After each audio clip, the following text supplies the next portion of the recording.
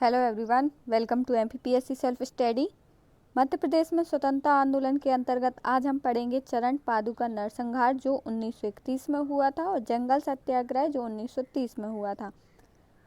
तो हम सबसे पहले आज पढ़ेंगे चरण पादुका नरसंहार। अगर आपने चैनल को अभी भी सब्सक्राइब नहीं किया है और आप वीडियो देख रहे हैं तो प्लीज़ चैनल को ज़्यादा से ज़्यादा सब्सक्राइब कीजिए और शेयर कीजिए।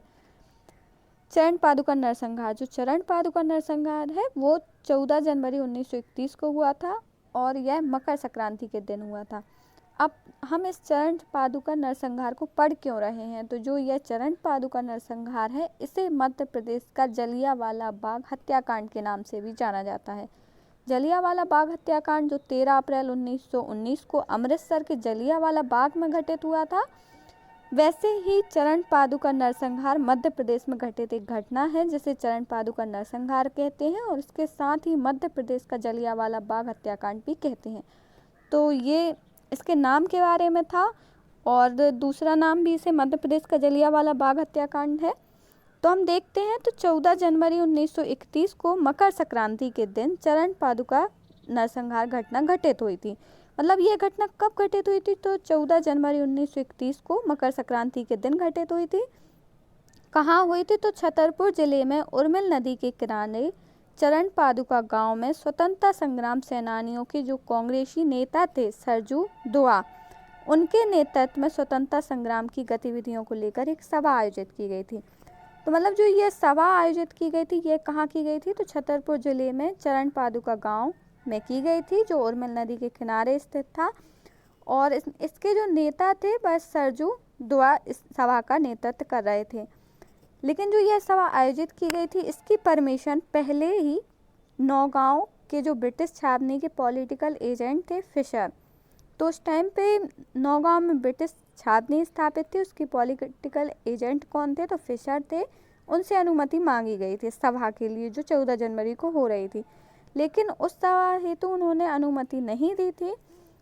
लेकिन अनुमति प्रदान न मिलने के बाद भी स्वतंत्रता संग्राम सेनानियों ने 14 जनवरी के दिन, मतलब ये जो मकर संक्रांति का त्यौहार है यह हिंदू धर्म का मुख्य त्यौहार है, और इस दिन उन्होंने इस सभा का आयोजन करने का फैसला किया और सभा आयोजित की भी गई थी 14 जनवरी 1931 को।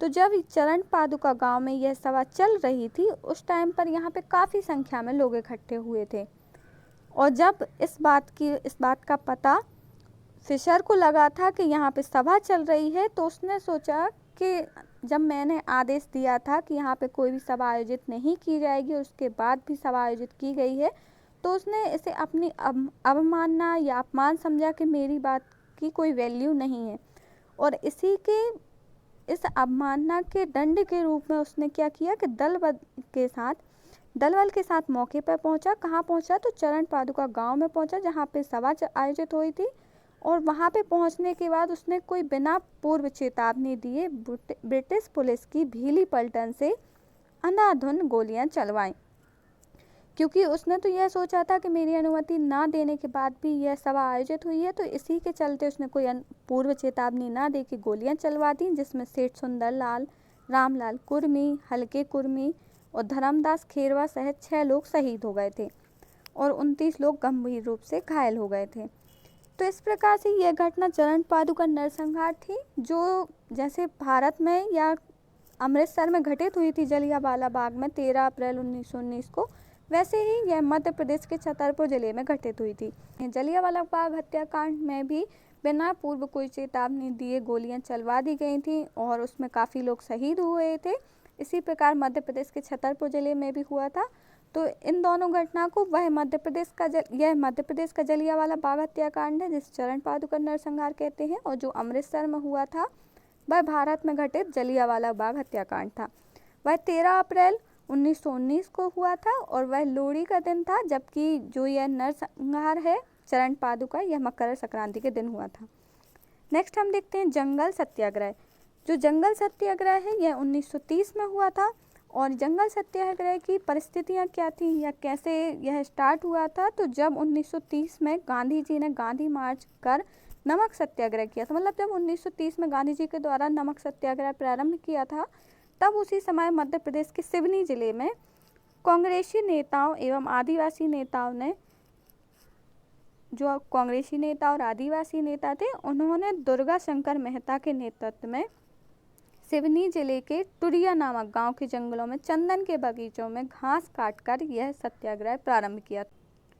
और जो यह सत्याग्रह था, तो इस सत्याग्रह के दौरान सत्याग्रहियों एवं ब्रिटिश पुलिस के बीच काफ़ी हिंसक झड़प हुई थी। सिवनी जिले के जो ब्रिटिश कमिश्नर थे, उन्होंने टीच देम ए लेसन पुलिस को आदेश दिया गया था डिप्टी कमिश्नर के द्वारा, और ब्रिटिश पुलिस ने गोलियां चलानी प्रारंभ कर दी, जिसमें बिरजू गौंड, रेमाबाई, बेमाबाई, गुड्डीबाई की गोली लगने से मृत्यु हो गई थी और अनेक कांग्रेस कार्यकर्ता और आदिवासी मारे गए थे। इसी के समकक्ष मतलब तभी आदिवासी बहुल्य क्षेत्र जो बैतूल जिले के घोड़ा डोंगरी नामक स्थान है, उसके जंगलों में भी आदिवासी नेता गंजन सिंह कोरकू, जो वहाँ के आदिवासी नेता थे, गंजन सिंह कोरकू, यह काफ़ी प्रसिद्ध आदिवासी नेता थे। अंग्रेज सरकार इनसे काफ़ी डरा करती थी। तो इनके नेतृत्व में 1930 में वनवासियों के अधिकारों को लेकर ब्रिटिश हुकूमत के विरुद्ध जंगल सत्याग्रह हुआ था।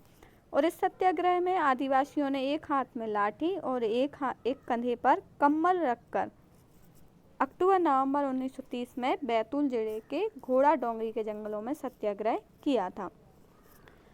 तो जो जंगल सत्याग्रह था वह प्रारंभ में कैसे हुआ था, तो सबसे पहले 1930 में जब गांधी जी ने गांधी मार्च स्टार्ट किया था, सत्याग्रह नमक सत्याग्रह प्रारंभ किया था, तो उसी को देखते हुए उसी के समय पर मध्य प्रदेश के सिवनी जिले में दुर्गा शंकर मेहता के द्वारा जंगलों में चंदन के बगीचों को रोकने के लिए यह सत्याग्रह प्रारंभ किया गया था, जिसमें काफ़ी हिंसक झड़प भी हुई थी और काफ़ी लोग मारे भी गए थे, जिनमें कांग्रेसी कार्यकर्ता और आदिवासी शामिल थे। और इसी के साथ बैतूल जिले में यह काफ़ी प्रसिद्ध है, बैतूल जिले के घोड़ा डोंगरी, क्योंकि मुख्य रूप से जंगल सत्याग्रह को घोड़ा डोंगरी के नाम से ही जाना जाता है, या घोड़ा डोंगरी में ही हुआ था यह जाना जाता है।